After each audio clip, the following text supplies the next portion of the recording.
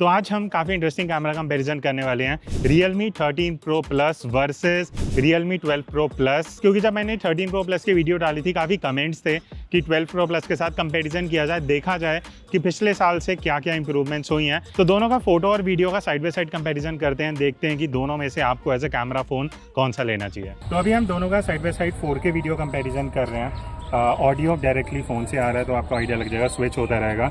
बाकी एक जनरेशन का डिफरेंस है तो क्या क्वालिटी में उतना फ़र्क दिख रहा है वो भी हम और थोड़े सैंपल लेंगे। लाइट अभी फ्रंट से आ रही थी, एक बार बैक लाइट में देख लेते हैं, बिकॉज जब मैंने 13 Pro Plus का वीडियो किया था थोड़ा हाईलाइट कंट्रोल का इशू लग रहा था। अभी अपडेट आया है आज ही, चीज़ें बेटर हुई या नहीं हुई वो ऑब्वियसली अब पता लग जाएगा।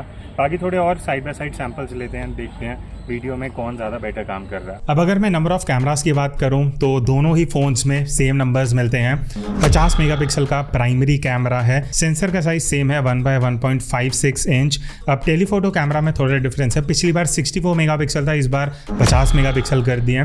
और ultra wide angle camera same वही 8 मेगापिक्सल के हैं दोनों में। और अगर मैं सेल्फी कैमरा की बात करूँ वो भी दोनों में सेम है 32 मेगापिक्सल का। अब नंबर्स तो आपने देख लिया, आउटपुट कैसा है उसके बारे में बात करते हैं। तो आपने वीडियो का सैंपल देखा होगा, मैं और कुछ आपको सैंपल्स यहाँ पे दिखाता हूँ।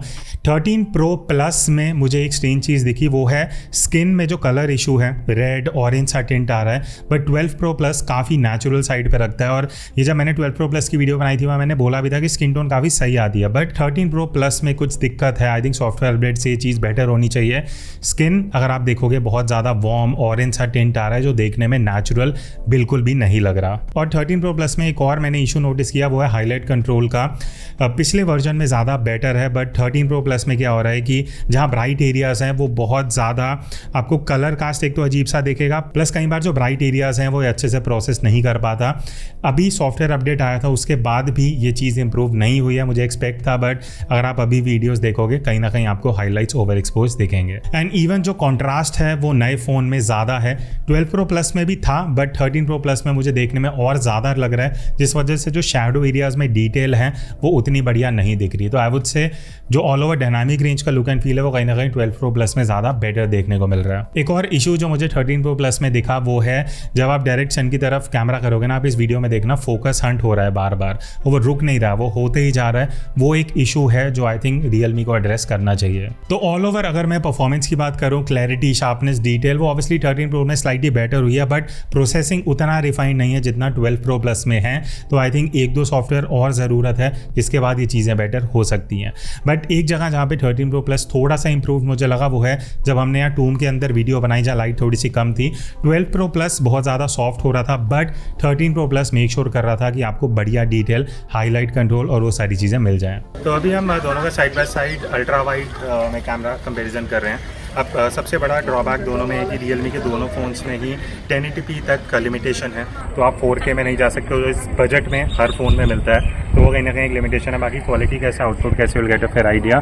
बैकलाइट में एक बार देख लेते हैं कि कैसा सैंपल आ रहा है। यहाँ इस साइड से लाइट आ रही है पीछे से, तो दोनों अल्ट्रा वाइड में बैकलाइट में कैसा काम कर रहे हैं। रेजोल्यूशन कम है, स्टिल क्वालिटी इस रेजोल्यूशन में कौन बेटर दे रहा है। एक साल आगे ये 13 Pro Plus आए, उसमें कुछ इंप्रूवमेंट या नहीं है, लेट्स चेक इट आउट। अब नेक्स्ट हम आते हैं अल्ट्रा वाइड एंगल कैमरा पे, जो दोनों में ही उतने बढ़िया नहीं है, बट स्लाइटली जो 13 Pro Plus में बेटर चीज़ें मुझे लगी वो बता देता हूँ जो इंप्रूव हुई हैं।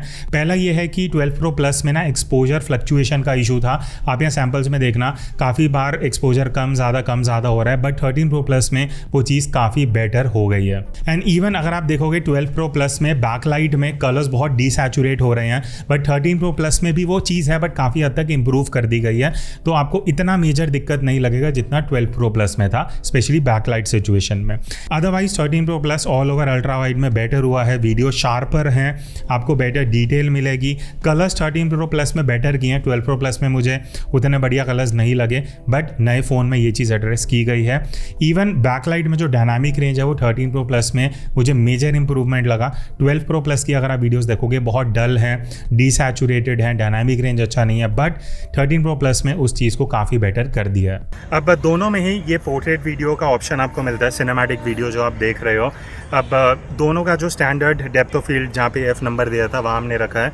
तो एज डिटेक्शन कैसा आ रहा है मैं एक बार दिखा भी देता हूँ। एक कैमरा है साइड में, तो कौन फेस पे बेटर डिटेक्शन ले रहा है। अगर मैं कैमरा आगे भी लेके आता हूँ इस तरीके से और वापस हटा रहा हूँ, वापस लेके आ रहा हूँ, तो कौन ज़्यादा फास्ट है, कौन एक्यूरेट है, वो सारी चीज़ें यहाँ पे देखने को मिल जाएंगी। अब आपने जैसे पोर्ट्रेट वीडियो के सैम्पल्स देखे, एक मेजर डिफरेंस जो मुझे तो देखने को मिला, आपने भी देखा होगा, 13 Pro Plus में फेस बहुत ज़्यादा ओवर एक्सपोज हो रहा है, बहुत ब्राइट हो रहा है, जिस वजह से फेस की डिटेल ही खत्म हो रही है। तो अगर तो आपको ऐसा ब्राइट फेस पसंद है then you can go for 13 Pro Plus, but अगर आपको नेचुरल आउटपुट चाहिए तो कहीं ना कहीं वो आपको 12 Pro Plus देगा। बाकी इसके अलावा सारी चीज़ सेम है, एज डिटेक्शन भी कुछ खास इंप्रूव नहीं हुई है, ब्लर इफेक्ट सेम है, क्वालिटी सेम है, clarity, sharpness, detailing almost similar है। अब इसके बाद स्लो मोशन के आप कुछ यहाँ पे सैम्पल्स देख सकते हो, सेम है, 120 FPS का भी ऑप्शन है, 240 FPS का भी है, बट स्ट्रेंजली 13 Pro Plus में ना जब आप 240 FPS का सैम्पल देखोगे बहुत ज़्यादा सॉफ्ट लग रहा है। यहाँ पे 12 Pro Plus like I would say 2 से 3 गुना ज़्यादा शार्प है। तो ये एक और दिक्कत है 13 Pro Plus में कि अगर आप स्लोमो शूट कर रहे हो, वीडियो 240 FPS पे काफ़ी सॉफ्ट आने वाली है। ये 720p पे है, वो इशू नहीं है, बिकॉज 12 Pro Plus में 720p में होते हुए भी आपको बेटर डिटेल मिल रही है। अब वीडियो में लास्ट चीज़ है लो लाइट परफॉर्मेंस। यहाँ पे आप साइड बाय साइड देखना, 13 Pro Plus में लो लाइट वीडियो काफ़ी बेटर किया गया है, डिटेलिंग अच्छी है, हाईलाइट कंट्रोल अच्छा है, नॉइस कंट्रोल काफ़ी बेटर किया गया है। तो अगर आप लो लाइट वीडियो ज़्यादा शूट करते हो तो आपको अच्छा खासा डिफरेंस दिखेगा। इवन 13 Pro Plus में अल्ट्रा वाइड एंगल का कैमरा भी बेटर किया गया है, एजेस में डिटेलिंग अच्छी है, हाईलाइट कंट्रोल अच्छे से कर लेता है। इवन नॉइस जो अल्ट्रा वाइड में 12 Pro Plus में ज़्यादा था, 13 में वो काफ़ी ज़्यादा बेटर किया गया है। बाकी 3x के भी सैंपल अगर आप देखोगे, यहाँ पे भी इंप्रूवमेंट है, ऑल ओवर प्रोसेसिंग अच्छा हुआ है, हाइलाइट्स को ओवर एक्सपोज नहीं करता, एंड ऑल ओवर वीडियो देखने में आपको ज़्यादा शार्प दिखेगी। तो वीडियो में आई वुड से बहुत सी चीज़ों में इम्प्रूवमेंट की ज़रूरत है, सॉफ्टवेयर अपडेट से चीज़ें बेटर करने की ज़रूरत है। बस लो लाइट एक ऐसी चीज़ है जहाँ पे मुझे इम्प्रूवमेंट दिखा ओवर द लास्ट जनरेशन। तो अगर आप भी अपने मोबाइल कैमरा को यूज़ करके कुछ इस तरीके की प्रोफेशनल फोटोज़ लेना चाहते हो, मैं आपको हेल्प कर सकता हूँ, बिकॉज मैंने एक मोबाइल फोटोग्राफी कोर्स डिज़ाइन करा है जो पिछले मैंने 12 सालों में जितना भी सीखा अबाउट फोटोग्राफी वो इस कोर्स में मैंने शेयर किया है। तो इस कोर्स में टोटल 19 वीडियोज़ हैं और ये 4 घंटे का कोर्स है जहाँ आपको कॉम्पोजिशन, लाइटिंग, फ्रेमिंग, टिप्स की कैसे आपको कैमरा की सेटिंग्स यूज करनी है शार्प और क्लियर फोटोज लेने में, और कैसे आप डिफरेंट सिचुएशन में, चाहे वो ट्रैवल फोटोग्राफी हो, पोर्ट्रेट, लो लाइट, लैंडस्केप, हर एक सिचुएशन की जो टिप्स हैं वो मैंने इस कोर्स में शेयर की हैं। और टुवर्ड्स द एंड आपको ये सीखने को मिलेगा कि फोटोज को कैसे एडिट करना है, और जब आप इंस्टाग्राम पे अपलोड करते हो तो एज अ इन्फ्लुएंसर या कंटेंट क्रिएटर आपको क्या क्या चीजें ध्यान रखनी चाहिए। फिर चाहे आप एंड्रॉइड से फोटोज लेते हो या आईफोन से, ये जो कोर्स है ये दोनों यूजर्स के लिए है। और ये जो कोर्स है स्पेशली बिगिनर फोटोग्राफर्स के लिए डिजाइंड है। तो अगर आपको कुछ आइडिया नहीं है कि कैमरा सेटिंग्स कैसे यूज करनी है, फोटोग्राफी क्या होता है, मैं A to Z सारा फंडामेंटल्स और टेक्निकल एस्पेक्ट्स क्लियर करने वाला हूँ। सो जॉइन दिस कोर्स और मेरे साथ इस जर्नी में आओ जहाँ पे मैं आपको फोटोग्राफी के बारे में डिटेल में बताने वाला हूँ कि कैसे आप किसी भी फ़ोन से बढ़िया फोटोज़ ले सकते हो। अब हम बात करते हैं फोटोज़ के आउटपुट की। अगर आप देख रहे हो कि अंडर 30,000 बढ़िया फोटोज़ किस फ़ोन से आती हैं और 6 महीने में क्या इंप्रूव हुआ है, साइड बाय साइड आप फोटोज़ देखो। 13 Pro Plus में सबसे पहली चीज़ कलर की मैं बात करूँगा। कलर ज़्यादा सैचुरेटेड है, ज़्यादा वार्म है। तो पहली चीज़, अगर आप खुद की फ़ोटोज़ या फ्रेंड फैमिली की लेने वाले हो ह्यूमन सब्जेक्ट की, वो इशू है, स्किन अभी वार्म आपको दिखेगा। 12 Pro Plus में बहुत नेचुरल दिखता है। बाकी नॉर्मल सिचुएशन में भी अगर मैं बात करूँ, स्काई में हल्का सा वो मेजेंटा टेंट आ रहा है 13 Pro Plus में, बट 12 Pro Plus में वो बहुत नेचुरल साइड पे है। अगर आप यहाँ एग्जाम्पल में देखोगे टी शर्ट वाले में, या इवन अगर मैं फ्लावर वाली फोटो आपको दिखाऊंगा तो आप देखना 13 Pro Plus में जो वाइट टी शर्ट या फ्लावर है ना, उसका वो मेजेंटा सा टिंट दे रहा है, बट 12 Pro Plus उसको बहुत एक्यूरेटली, करेक्टली वाइट रिकॉर्ड कर रहा है। बट एक जगह जहाँ पे 13 Pro Plus बेटर कर रहा है वो है शैडो की डिटेल्स। 12 Pro Plus में एक ये मेजर इशू था कि बहुत कॉन्ट्रास्टी फोटोज आती थी, शैडोज एकदम डार्क हो जाती थी, ये मैंने बोला भी है। बट 13 Pro Plus में उसको बेटर किया गया है, हल्की कम कॉन्ट्रास्टी फोटोज आती हैं, जिस वजह से शैडो में जो डिटेल है, जो इन्फॉर्मेशन है, जो विजिबिलिटी है, वो ज़्यादा बेटर हो जाती है। इवन अगर आप बैकलाइट में ये फोटोज देखोगे तो 13 Pro Plus में डायनामिक रेंज काफ़ी बेटर किया गया है, आपको कलर्स अच्छे दिखेंगे, एक्सपोजर बेटर दिखेगा, ऑल ओवर HDR जो हो रहा है वो काफ़ी बेटर प्रोसेसिंग है 13 Pro Plus में as compare to the previous generation. But एक दिक्कत जहां मुझे लगी वो है consistency of dynamic range. 12 Pro Plus better dynamic range देता है, बेटर हाईलाइट कंट्रोल देता है फ्रंट लाइट में, डे टाइम में। 13 Pro Plus वहाँ पे स्ट्रगल करता है। अगर आप दोनों को कंपेयर करोगे, कहीं ना कहीं 13 Pro Plus में कई बार हाईलाइट्स ओवर एक्सपोज हो जाती हैं, कई बार डायनामिक रेंज बेटर नहीं आता, तो वो कंसिस्टेंसी अभी उतना बेटर नहीं है जितना 12 Pro Plus में है। नेक्स्ट अब हम चलते हैं अल्ट्रा वाइड एंगल कैमरा पे, और यहाँ पे मुझे एक्चुअली इस बार थोड़ा डाउनग्रेड लगा as compare to 12 Pro Plus। उसके मैं रीजंस आपको बताता हूँ। सबसे पहली चीज़, 13 Pro Plus की फ़ोटोज़ बहुत ज़्यादा सॉफ्ट हैं अगर आप देखोगे as compared to 12 Pro Plus।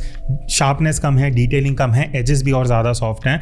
Even अगर मैं कलर्स की बात करूं तो आपको 13 Pro Plus बहुत ज़्यादा सैचुरेटेड दिखेगा, आंखों में चुभने वाले कलर्स हैं। 12 Pro Plus के सैचुरेटेड है बट 13 से बहुत ज़्यादा कम है, जिस वजह से वो कंपेरिजन में काफ़ी नेचुरल साइड पे लगता है। इवन 13 Pro Plus में एक चीज़ क्या है कि कलर्स ना वार्म साइड पे आते हैं, तो अगेन वो नेचुरल लुक एंड फील नहीं दिखेगा जो आपको प्रीवियस जनरेशन दे रहा था। तो कलर्स के मामले में बहुत चीज़ें हैं, इवन डिटेलिंग कम है 13 Pro Plus में। इवन अगर मैं all over dynamic range, processing, highlight control की बात करूं तो वो भी 12 Pro Plus में ज़्यादा बेटर था। 13 Pro Plus में अभी एटलीस्ट 1-2 सॉफ्टवेयर अपडेट से चीज़ें बेटर करने की ज़रूरत है। देन अगर मैं नेक्स्ट पोर्ट्रेट मोड की बात करता हूँ, पहले 3x जूम से ही स्टार्ट करते हैं। अब 13 Pro Plus में मुझे स्किन टोन एकदम एक्यूरेट नहीं लगी, बहुत वार्म जा रही है, बहुत पिंक मेजेंटा से वो कलर टोन आ रहे हैं। अब 12 Pro Plus क्योंकि 6 महीने पुराना हो चुका है, सॉफ्टवेयर अपडेट्स आ चुके हैं, ऑप्टिमाइज्ड हैं, इस वजह से कलर ज़्यादा नेचुरल फील होते हैं। बाकी इसके अलावा ऑलमोस्ट सिमिलर सा आउटपुट है, चाहे मैं 3x की बात करूँ चाहे 1x की बात करूँ। एज डिटेक्शन सिमिलर है, कुछ मेजर अपग्रेड मुझे नहीं दिखा। ब्लर इफेक्ट ऑलमोस्ट सिमिलर सा आ रहा है, डिटेल शार्पनेस एकदम सिमिलर है, बस कलर का डिफरेंस मुझे लगा। बट एक जगह जहाँ पे आपको इंप्रूवमेंट दिखेगी वो है 3x जूम। अगर आप नॉर्मल फोटोज ले रहे हो जूम करके टेलीफोटो कैमरा से, तो 13 Pro Plus में डिटेल ज़्यादा बेटर है, ज़्यादा शार्प दिखेगा, ज़्यादा डिटेल्ड फोटोज आएंगी। बट कलर वाला इशू अभी भी है, वही हल्का सा वार्म टिंट आ जाएगा, ज़्यादा सैचुरेटेड हो जाएंगे कलर्स। तो अगर तो आपको पंची आउटपुट चाहिए तो आपको 13 Pro Plus सही लगेगा, बट अगर आपको नेचुरल कलर्स पसंद है देन अगेन 12 Pro Plus शायद आपको कंपैरिजन में बेटर लगे। अब लास्ट में अगर मैं लो लाइट परफॉर्मेंस की बात करूं, यहाँ पे 13 Pro Plus में इंप्रूवमेंट हुई हैं। अगर ऑल ओवर हम डिटेल शार्पनेस की बात करें, 13 Pro Plus की फ़ोटो ज़्यादा शार्प, ज़्यादा डिटेल्ड दिखेगी, कलर्स भी ज़्यादा वाइब्रेंट है और ये अच्छी तरह वाइब्रेंट है, ज़्यादा पंची वाले कलर्स नहीं है। तो 13 Pro Plus लो लाइट में एक्चुअली बेटर काम कर रहा है, इवन शैडोज़ में अच्छी डिटेल मिलेंगी। जो 12 Pro Plus में बहुत ज़्यादा कॉन्ट्रास्टी हो रहा था, वो इस नए फ़ोन में उस चीज़ को बेटर किया गया है। इवन 3x जूम में अगर आप फोटोज़ लेते हो तो प्रोसेसिंग बेटर की गई है, आपको ज़्यादा अच्छी शार्पनेस दिखेगी, अच्छा हाईलाइट कंट्रोल है और नॉइस को भी अच्छे से कंट्रोल किया गया है। बट अल्ट्रा वाइड एंगल में मुझे लगा कि 12 Pro Plus is doing a better job. 13 Pro Plus में अल्ट्रा वाइड मुझे कहीं ना कहीं डाउनग्रेड लगा, क्योंकि फोटोज़ थोड़ी सॉफ्टर हैं और नॉइस भी थोड़ी ईजिली आ रही हैं। तो एंड में क्वेश्चन आता है कि आपको दोनों में से कौन सा फ़ोन लेना चाहिए। आई थिंक अभी 13 Pro Plus 30,000 के आसपास आएगा, 12 Pro Plus 25,000 के आसपास आपको मिल जाना चाहिए।